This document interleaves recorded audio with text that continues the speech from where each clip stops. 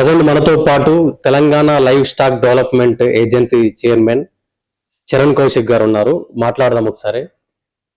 అన్న, కొండా సుస్మితా పటేల్ చేసిన వ్యాఖ్యలు మీరు చూసే ఉంటారు. ముఖ్యమంత్రి రేవంత్ రెడ్డి గారిని పట్టుకొని కళ్ళు నెత్తికెక్కాయా, ఏం మాట్లాడుతున్నాడు ముఖ్యమంత్రి రేవంత్ రెడ్డి అంటూ కొన్ని అనుచిత వ్యాఖ్యలు చేసింది రేవంత్ రెడ్డి గారిని ఉద్దేశించి. ఏం చెప్తారు ఈ వ్యాఖ్యల పట్ల? కొండా సుస్మితా పటేల్ గారు తన స్థాయికి మించి మాట్లాడుతున్నారు. కాంగ్రెస్ పార్టీలో కనీసం ప్రాథమిక మెంబర్షిప్ లేదు. రేవంత్ రెడ్డి గారికి ఏజ్కో లేకపోతే పోస్టులలో ఈక్వల్ కూడా కాదు.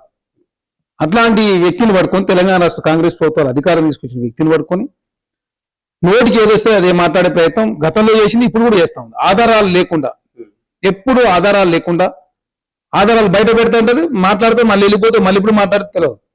తను ఇష్టం వచ్చినట్టు కాంగ్రెస్ పార్టీ మీద ఇట్లా విషయం చెప్పే ప్రయత్నం తను చేస్తా ఉంది.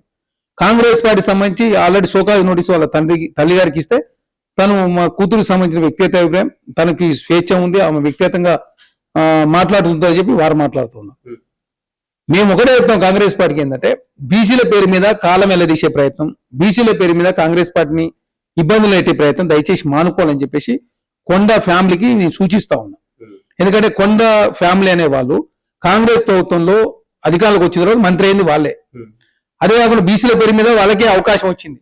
సరే, వాళ్ళ తండ్రి గారికి అవకాశం రాకపోవచ్చు కాక, వాళ్ళకి అవకాశం ఇస్తే అవకాశాన్ని నిలుపుకోకుండా అనవసరంగా మిగతా బీసీలను ఎదగకుండా జిల్లాలో చేసింది కూడా కొండ సురేఖ కుటుంబం. అదే కాకుండా సారయ్య గారు ఉంటే వారితో పంచాయతీ, ఏం నరేంద్ర గారు వారితో పంచాయతీ, రేవు ప్రకాష్ రెడ్డి ఉంటే వారితో పంచాయతీ, దొంతి మాధవరావు గారు ఉంటే వారితో పంచాయతీ. అదే మీరు ఎవరితో మీరు సఖ్యంగా ఉన్నారు? జిల్లాలో ఎవరితో సఖ్యంగా ఉండరు? మీతో ఎవరు ఎమ్మెల్యే కూడా లేరు. మీరు కాంగ్రెస్ పార్టీకి సంబంధించి అధికారులకు వచ్చిన తర్వాత మీరు బీసీ అని చెప్పేసి కాంగ్రెస్ పార్టీ ముఖ్యమంత్రి రేవంత్ రెడ్డి గారు మీకు మంత్రివర్గంలో తీసుకొని మంచి అవకాశం ఇస్తే ఆ అవకాశాన్ని సద్వినియోగం చేసుకుని కాంగ్రెస్ పార్టీ రెండోసారి అధికారం తీసుకురావడం కోసం బీసీలను బలోపేతం చేసే ప్రయత్నం మీరు చేయకుండా మీ వ్యక్తిగత స్వార్థ స్వలాభం కోసం రేవంత్ రెడ్డి గారి కుటుంబాన్ని, వేం నరేంద్ర రెడ్డి గారిని, అదే కాకుండా డాక్టర్ రోహిన్ రెడ్డి గారిని తీసుకొచ్చి వాళ్ళ అంశాన్ని తీసుకొచ్చి వాళ్ళ మీద నిందలేసే ప్రయత్నం, వాళ్ళ అవినీతి చేసి చెప్పే ప్రయత్నం, ఆధారాలు లేకుండా నిరుపయోగంగా మాట్లాడేదాన్ని కాంగ్రెస్ పార్టీ మీరు తీవ్రంగా ఖండిస్తా ఉన్నాం. అదే చెప్తున్నాం, అప్పుడు కూడా అంతే చెప్పినాం. బట్టబయలు చేస్తే నాకు ఆధారాలు వెరీ ఎటుపోయిందా? ఆధారాలు బయట పెట్టు. ఆధారాలు బయట పెడితే కాంగ్రెస్ ప్రభుత్వం కూడా సమాధానం చెప్తాను సిద్ధంగా ఉంటాం కదా. ఎక్కడ అవినీతి చేసినామో, ఎక్కడ కబ్జాలు చేసిరో, ఎక్కడ ఎవరు 100 కోట్ల రూపాయలు సంపాదించారు. రేవంత్ రెడ్డి గారి కుటుంబం, రేవంత్ రెడ్డి గారు ముఖ్యమంత్రి కాకముందు వాళ్ళు 100 ఎకరాల ల్యాండ్స్ ఉన్నాయి, వాళ్ళు రియల్ ఎస్టేట్ కావచ్చు, వాళ్ళ వ్యాపారాలు ఉన్నారు, వాళ్ళకి సంబంధించినటువంటి కుటుంబ సభ్యులు కూడా కొంతమంది విదేశాలు ఉన్నారు. వాళ్ళకి అప్పుడే కారణమే అప్పుడే బంగ్లాల్లో జూబ్లీస్ లో ఇప్పుడు కొత్తగా వచ్చి కలవకుండా కుటుంబం లాగా మొత్తం ఫామ్ హౌస్ నిలిపించుకొని మీరు మాట్లాడితే ఎట్లా? మీరు ప్రతిపక్ష నాయకులాగా మాట్లాడితే ఎట్లా? కాంగ్రెస్ ప్రభుత్వంలో మేము అమ్మ మంత్రిగా ఉన్నారు, మీరు బీసీల పేరు మీద కాలం వెళ్ళ తీసుకునే ప్రయత్నం దయచేసి మానుకోవాలని చెప్పి కోరుతా ఉన్నా. మేమందరం కూడా బీసీలమే. కాంగ్రెస్ ప్రభుత్వం రేవంత్ రెడ్డి గారు వచ్చిన తర్వాత కులగన్న చేసిండ్రు. రేవంత్ రెడ్డి గారు వచ్చిన తర్వాతనే కాంగ్రెస్ పార్టీ అధ్యక్షులు బీసీ ఉన్నారు. రేవంత్ రెడ్డి గారు వచ్చిన తర్వాత ముఖ్యమంత్రి వారు డిప్యూటీ సీఎం ఎస్సీ ఉన్నారు. కాంగ్రెస్ పార్టీలో సోషల్ జస్టిస్ ఉన్నది. అదే పచ్చ కాంగ్రెస్ అని మాట్లాడుతున్నాం. మరి అచ్చ కాంగ్రెస్ గానులు ఎవరు? పొన్నం ప్రభాకర్ గారు అచ్చ కాంగ్రెస్ కాదా? వాకటి సీఆర్ గారు కాదా? లేకపోతే తర్వాత శ్రీధర్ బాబు గారు కాదా? లేకపోతే పొన్నం ప్రభాకర్ గారు కాదా? మహేష్ కుమార్ గౌడ్ గారు కాదా? అనిల్ కుమార్ యాదవ్ గారు కాదా? లేకపోతే మన ఎవరు బలమూరి వెంకయ్య గారు కాదా? ఎవరు కాదు? బలరాం నాయక్ గారు కాదా? ఎవరు పచ్చ కాంగ్రెస్?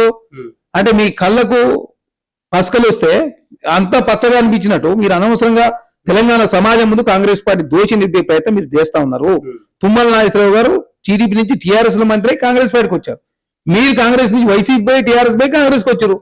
ఇక కాంగ్రెస్ పార్టీలోనే ఉన్నట్టు అధికారం ఉన్నప్పుడు పదవులు పోయినప్పుడు కాంగ్రెస్ పార్టీ నుండి ఏదో కాంగ్రెస్ పార్టీ మీద ఏదో సింపతి వెల్లదీసే ప్రయత్నం చేస్తే ఎట్లా? కాంగ్రెస్ పార్టీలో ఉన్నట్టు నాయకులంతా కూడా, అదేవిధంగా పొంగులేటి శ్రీనివాసరెడ్డి గారు ఉన్నారు, వారు కాంగ్రెస్ పార్టీలో ఉన్నారు, తర్వాత వైసీపీ పోయారు, తర్వాత టీఆర్ఎస్ పై, తర్వాత కాంగ్రెస్కి వచ్చారు. ఎక్కడ టీడీపీ? టీడీపీ అయిపోయి టీఆర్ఎస్ పై కాంగ్రెస్కి వచ్చాయి. మీరు వైసీపీ టీఆర్ఎస్ పై మళ్ళీ కాంగ్రెస్కి వస్తుంది. టీడీపీ ఎక్కడ ఉన్నది? దేవుడి ప్రకారం బీజేపీ కాంగ్రెస్కి వచ్చాయి. ఎవరున్నారు ఇక్కడ టీడీపీలు? మీరు చెప్పాలి కదా, టీడీపీలు ఎవరున్నారు? సీతక్క టీడీపీ నుంచి కాంగ్రెస్ వచ్చిన తర్వాత ఎమ్మెల్యే 10 సంవత్సరాలు ప్రతిపక్షం తర్వాత తెలంగాణ రాష్ట్రం కాంగ్రెస్ పార్టీ అధికారానికి వచ్చింది. రేవంత్ రెడ్డి గారు 16లో వచ్చిన తర్వాత 23లో ముఖ్యమంత్రి అయ్యారు. మరి అదేవిధంగా వేం నరేంద్ర రెడ్డి గారు 2016లో కాంగ్రెస్కి వస్తే 18లో టికెట్ ఇవ్వలే పాపం ఆయన, 23లో టికెట్ ఇవ్వలే, 2 సార్లు టికెట్ రాకుండా కాంగ్రెస్ పార్టీ గెలుపులో భాగస్వాములు అయితే అడ్వైజర్ గా రాజ్యసభ సభ్యుగా వారికి అవకాశం. రోహిన్ రెడ్డి గారికి 2018లో టికెట్ రాలి, 23లో టికెట్ వచ్చింది, వస్తే అంబర్పేట ఓడిపోయాడు.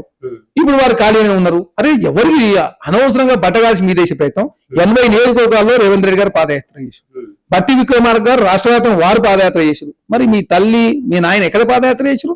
ఎన్ని కాన్ఫరెన్స్ మీరు గెలిపించారు? ఎంతమంది నాయకులు మీరు తయారు చేసిన వరంగల్ జిల్లాలో బీసీలని?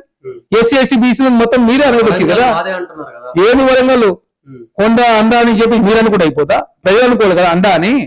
మీరు మొత్తం సర్వనాశనం చేసిన బీసీలను, అక్కడ ఉన్నటువంటి ఎస్సీ ఎస్టీలను మొత్తం అనగదొక్కింది మీ వల్ల ఎవరికి లాభం జరిగింది? మీ కుటుంబానికి తప్ప ఎవరికైనా న్యాయం జరిగింది అక్కడ?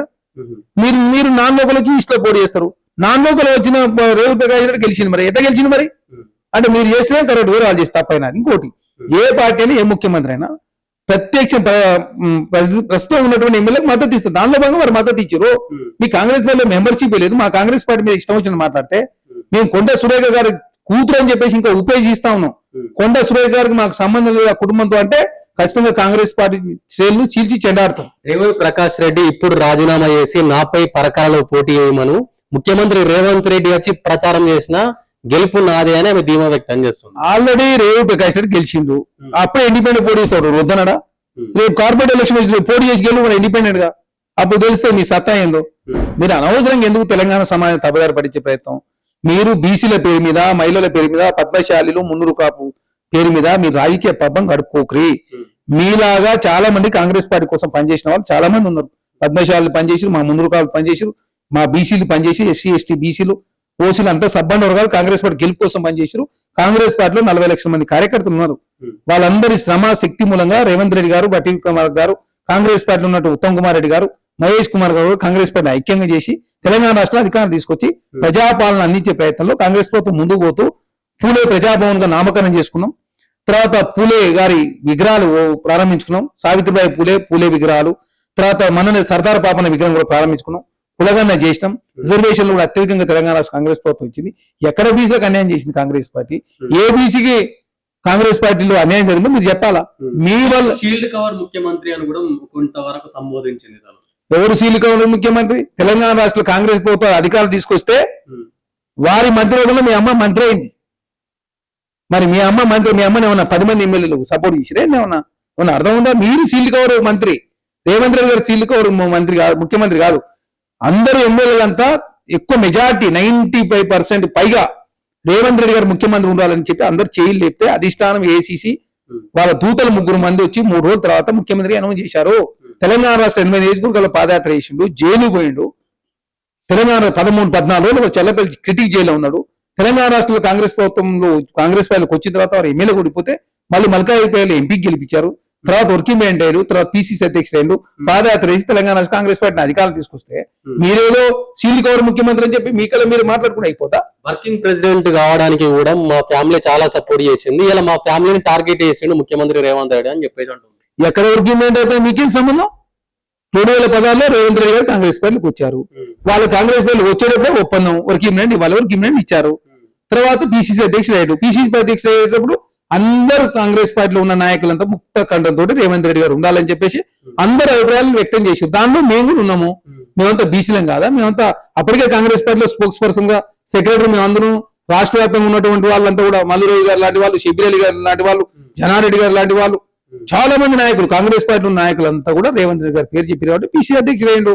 మీరు ఒక్కరే సపోర్ట్ చేసిన రేవంత్ రెడ్డి గారు పిసిసి అధ్యక్షుడు అయినట్టు, మీరు సపోర్ట్ చేసిన రేవంత్ రెడ్డి ముఖ్యమంత్రి అయినట్టు మాట్లాడితే ఎట్లా? మీరు నామినేటెడ్ కోటాలు మంత్రి అయ్యారు. మీరు ఉన్నది ఒక్క మీ అమ్మ తప్ప మీకెవరు 4 ఎమ్మెల్యేలు లేరు మీకు సపోర్ట్ గా లేదు. మీకేదో మంత్రి ఉండాలని చెప్పేసి 10 మంది ఎమ్మెల్యేలు ఉత్తరం ఇచ్చింది లేదు. మీరు నామినేటెడ్ కోటాలో మంత్రి అయ్యి రేవంత్ రెడ్డి గారు ఏకంగా సీల్డ్ కవర్ ముఖ్యమంత్రి మాట్లాడితే మేము ఒప్పుకోం కాక ఒప్పుకోం. ఇది ఖచ్చితంగా ఇట్నే రిపీట్ అయితే ఖచ్చితంగా అధిష్టాన వరం ఖచ్చితంగా పార్టీ నుంచి ఎవరినైనా సస్పెండ్ చేయాలని చెప్పి ఈ వ్యవహారం ఎక్కడి వరకు దారితీసే అవకాశం ఉంది? ఎందుకనంటే ప్రతిపక్షాలు కూడా మీ అంశాన్ని తెర మీద తీసుకొచ్చి కాంగ్రెస్ పార్టీలో ఈ అంతర్గత విభేదాలని చిత్రీకరిస్తున్నాయి కదా.